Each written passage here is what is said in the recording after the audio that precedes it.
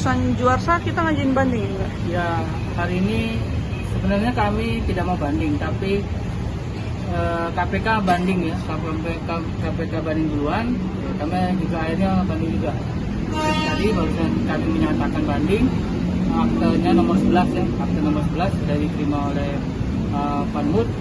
Nah, untuk memori banding kami belum buat. Nanti waktunya 14 hari setelah itu baru kami membuat memori banding. Berarti hari ini baru menyatakan Baru banding. menyatakan juga. KPK pun juga baru menyatakan. Proses banding gimana Kak? Ke pengadilan tinggi atau gimana? Nanti ke pengadilan tinggi. Prosesnya tetap di sini, tapi nanti dilimpahkan ke pengadilan tinggi gitu ya. Sebagai Ya. pertimbangan kita untuk mengajukan banding itu sendiri bagaimana, Pak? Kita sebenarnya kalau melihat dari fakta-fakta persidangan, putusan-putusan majelis itu banyak yang tidak sesuai dengan fakta-fakta gitu. Itu sebenarnya alasan yang akan kita ajukan ke banding nanti.